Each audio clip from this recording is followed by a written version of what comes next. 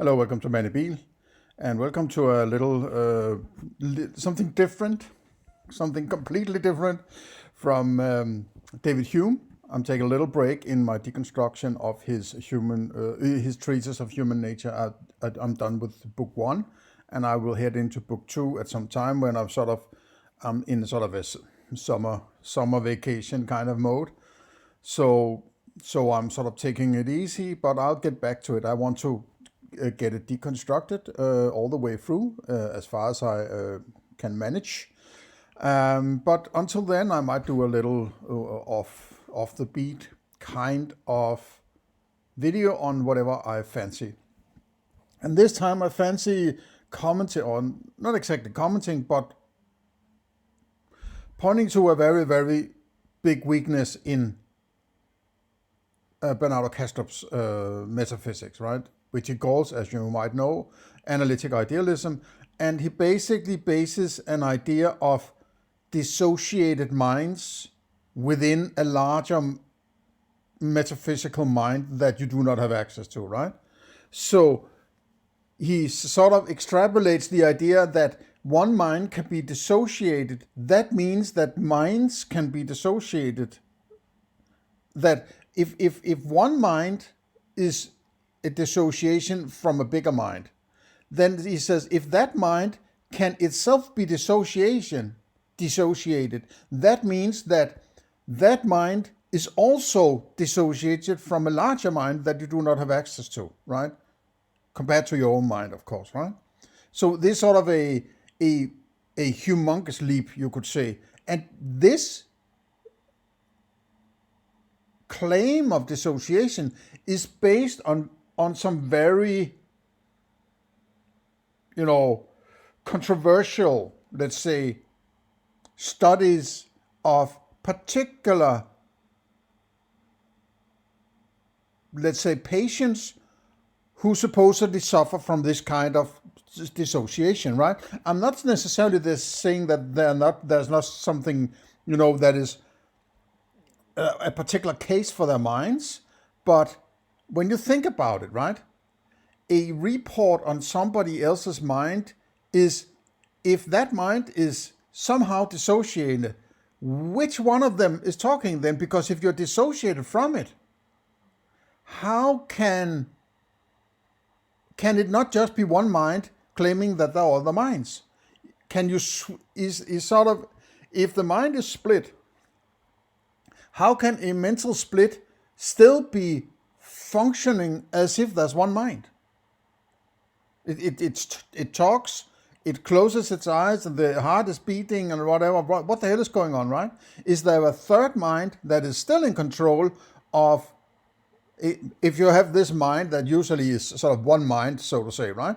Then it dissociates. Then there are two small bubbles within a third mind within that mind, so that these two bubbles can sort of fight of control of the rest of mind.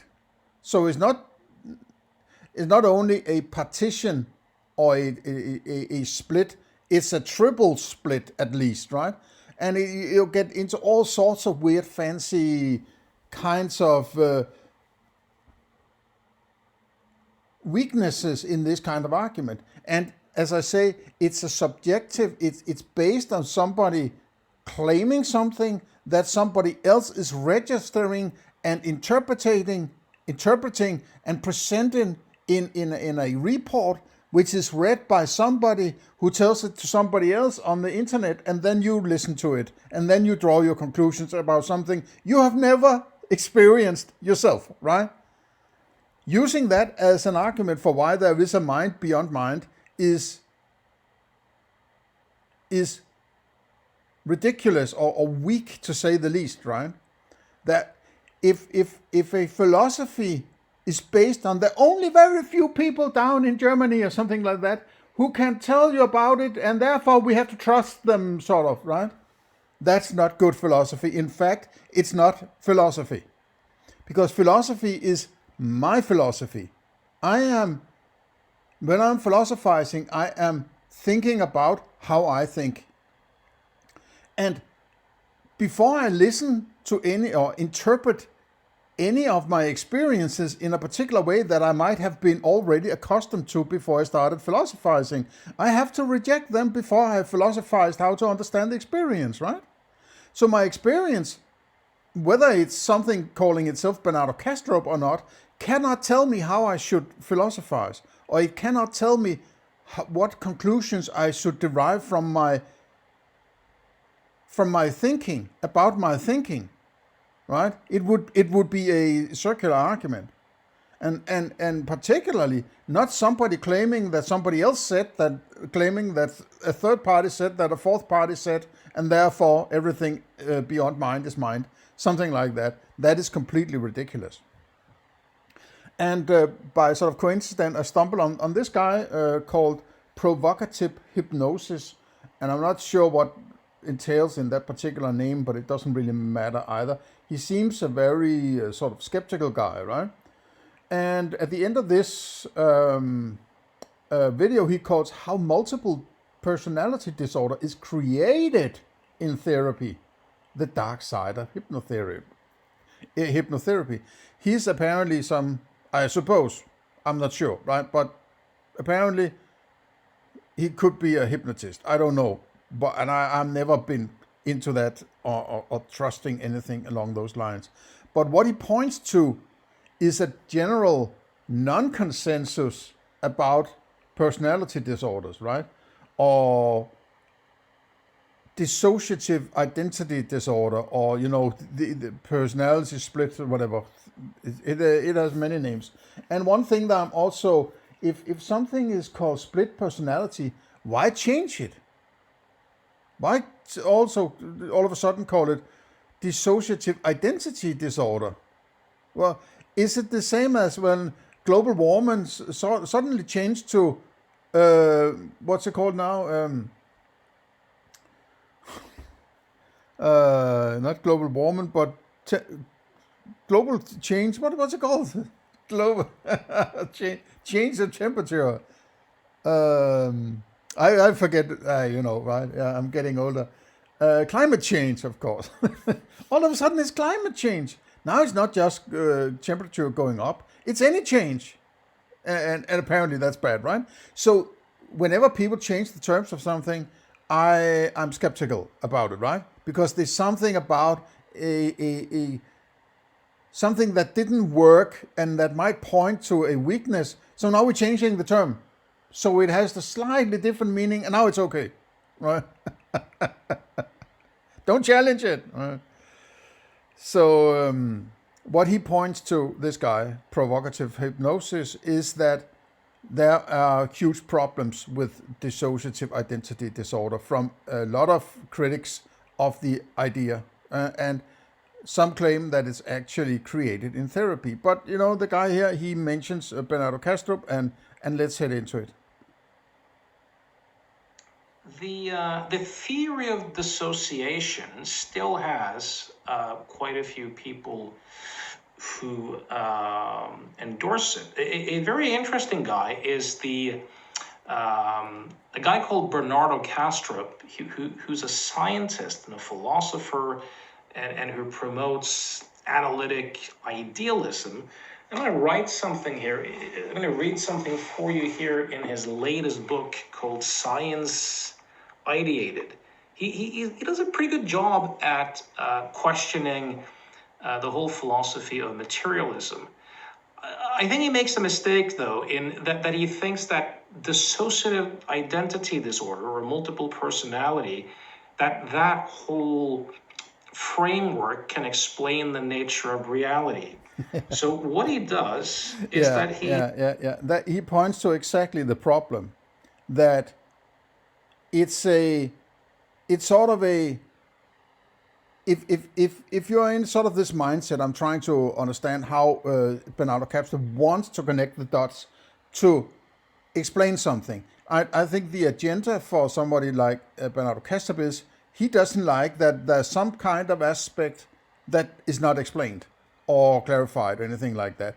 And there might also be something like, I want to go where it's difficult for somebody else to go, so I can sit there and tell people and be sort of the priest of, sorry, little people, you can go there. I am Mr. PhD, so I can, right? And I'm going to tell you, I'm going to lecture you and invite me on your podcast, and I'm sitting here for the nth time telling you about what is beyond your own mind, right? So, something like that.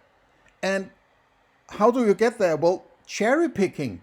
Finding something that's, oh, this fits the bill. DID. Oh, it's something about dissociation of minds. I think I can use this, sort of, right? I'm maybe, caricaturing a bit here, right? But it sounds like it. You never hear about all the criticism of DID, right? And not only about DID, but his extrapolation from it that he can actually talk about a mind beyond mind, right? I'm not saying there necessarily isn't a mind beyond mind, but I'm not saying there is either, because I can't say anything about it. That's my point, right? But he says he can use this DID to step into a mind beyond mind, right? Or at least he can claim that existence, and because he can claim that existence, apparently, because it's mind, he can tell you about what it is, right? And how it works, and so on. That is a big fucking leap you have to be extremely skeptical about, in my opinion, right? And that's what he basically points to here, in my opinion, right? He's sort of, okay, okay, DID, okay, I guess we can discuss. DID is something that might be something going on in some people's minds, right? But establishing a description about reality, or whatever term you want to put on that, right? That realm, whatever it is a bit of a leap, right? He refers to, in 2015, doctors in Germany, Strasburger and Waldvogel, I'm not good at German, reported the extraordinary... Strasburger and Waldvogel. Strasburger, it must be some person from Strasbourg, which is a city in Alsace-Lorraine. I think it's Lorraine, right? Used to be German, or first French, then German, then French, then German, then French, then German. I think it's French now, right? And Waldvogel means a forest bird or something like that. Waldvogel, yeah. Ordinary case of a woman who suffered from what has traditionally been called multiple personality disorder, and today is known as Dissociative Identity Disorder, DID. The woman exhibited a variety of dissociated personalities, alters, some of which claim to be blind.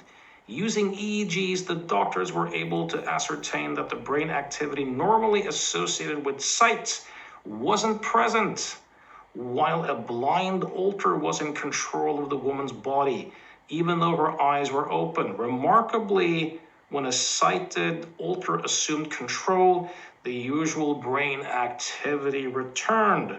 This was a compelling demonstration of the literally blinding power of extreme forms of dissociation. And also here, modern neuroimaging techniques have demonstrated that DID is real. In a 2014 study, doctors performed functional brain scans on both DID patients and actors. But you can't scan your way to what is going on in the brain, right?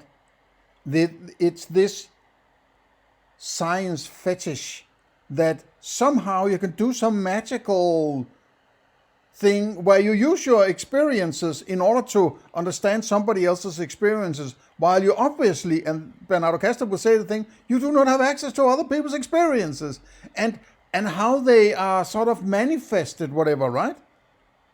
It's like saying, I have a photograph of the moon, now I can go, do geology in the moon, and by digging into the photograph, right?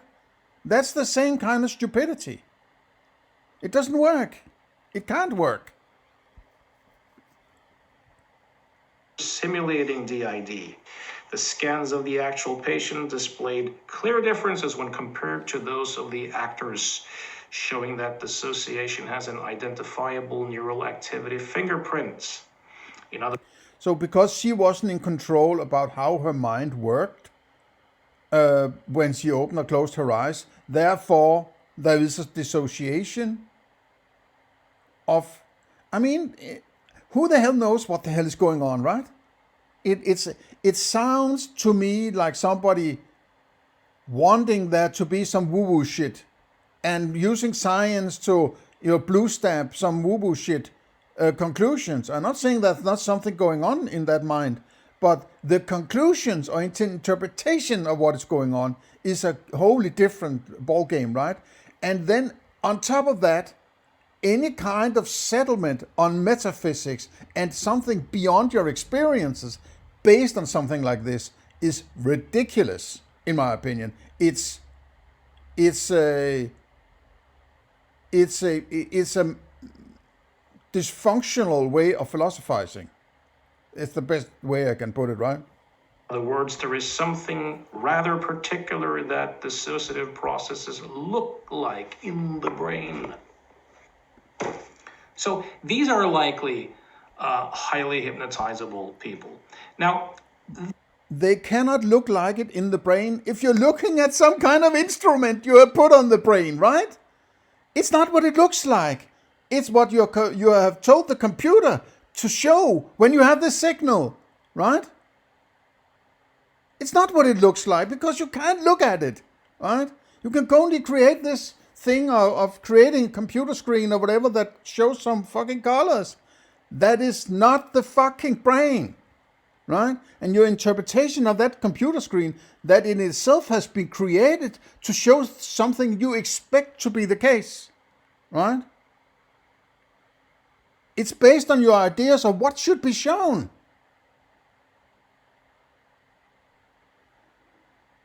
It's ridiculous. It's ridiculous that Bernardo Kastrup, like a guy like him, is so corrupt that he can't see the problems in this, right? This does not take away from the very likely explanation that this has been suggested into existence. And I'll tell you why. So David Spiegel, a hypnosis researcher and clinician at Stanford, in 2005 did his famous believing is seeing experiment. He took highly hypnotizable subjects and low hypnotizable subjects. And he had their brain scanned while they were instructed to hallucinate color onto something that was black and white. With the highly hypnotizable folks, the color processing regions in both hemispheres of the visual cortex lighted up in the exact same way as it does when they see color. This did not at all happen with the low hypnotizables. Then they did the opposite. He had the highly hypnotizable folks negatively hallucinate color where there were supposed to be color. And once again, those areas of the visual cortex went inactive. That did not happen with the low hypnotizables.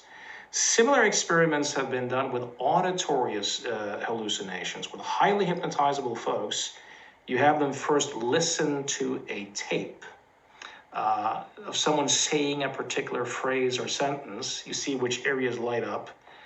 They do hypnosis, and they're given the suggestion to auditorily hallucinate hearing the sentence, and the exact same areas light up, which does not happen to the low hypnotizable who are just imagining it. Anyways, I hope my ramblings on this topic were useful. I highly recommend getting the book Memory Warp by Mark Pendergrast. And okay, so I'll take a note of that recommendation. He basically shoots down Bernardo Kastrup here. Not only, as I do, I'd say it's ridiculous kind of appeal to, philosophy and metaphysics, and the kind of thinking that leads you to various conclusions around what we could call metaphysics.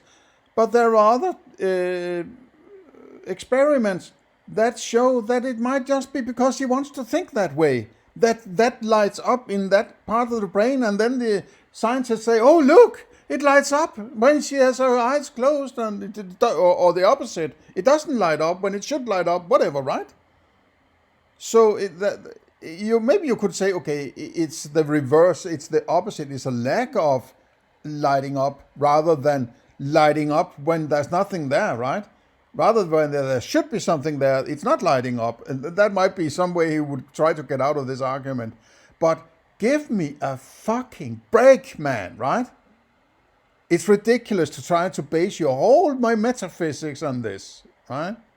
Okay, let's take a jump into Wikipedia page on DID, Dissociative Identity Disorder, also known as multiple personality disorder, right? Okay, now this is about, you can look it up yourself, right? But it's about controversies and criticisms of its validity. Okay, the first thing they say here is that DID is among the most controversial of the dissociative disorders and among the most controversial disorders found in the DSM-5. I'm not sure what that is, but it's probably some encyclopedia or something like that, right? Around this topic. The primary dispute is between those who believe DID is, note the term believe, right? DID is caused by traumatic stresses forcing the mind to split into multiple identities, each with a separate set of memories. Right? It's like cell partition or something like that, right? And the belief that the symptoms of DID are produced artificially by certain psychotherapeutic practices or patients playing a role they believe appropriate for with DID. So they're basically participating in some half-ass therapy, hypnosis, whatever they want to go along with the play or something like that, and then they can sort of inflict their mind and sort of play along. The debate between the two positions is characterized by intense disagreement, right? Research into this hypothesis has been characterized by poor methodology. Okay, poor methodology, right?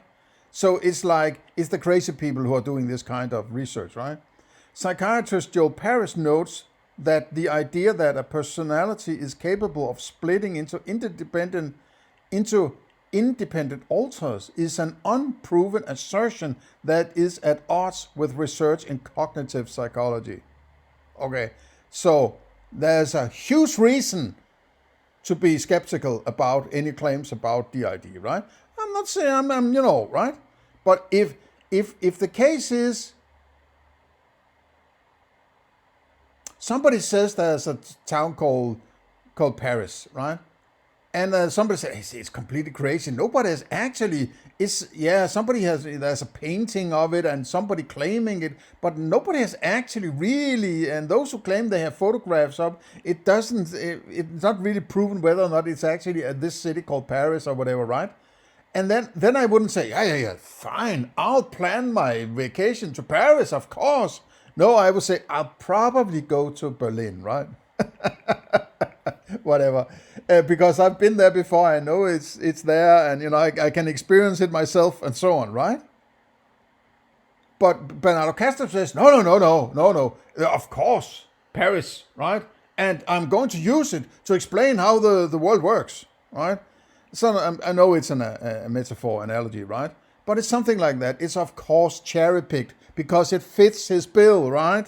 He needs it, so he just pushes the criticism away. It's probably not very important, this criticism, right? As they say, among the most controversial of the dissociative disorders, right?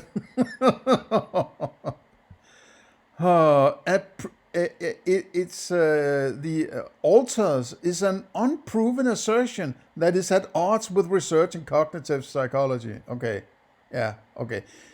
Bernardo Kastrup never mentions this, right? He never mentions that you should be aware that he is going out on a limb here, right? No. And he's going out on a limb without explaining the hazardous, limb walking, right? And then he's going to base his whole metaphysics on this, right? As some kind of proof. Give me a fucking break, man, right? Okay, this is just to put another nail in the coffin of Bernardo Kastrup, right? Or at least I'm attempting to, because I think he's a crackpot, right? He's a crazy person. He's self-medicating his psychology using philosophy. And trying to find weak spots in a philosophy is the degree to which the philosopher, quote, is trying to use this to come up with an idea of how things works that fits with a preconceived agenda of what they like to be the case, right? So this is another nail in the coffin, in my opinion, right? Okay, thank you for listening along. I hope it was interesting and helpful. And please consider a donation, links below. Please share, like, and subscribe. Otherwise, see you in the next one.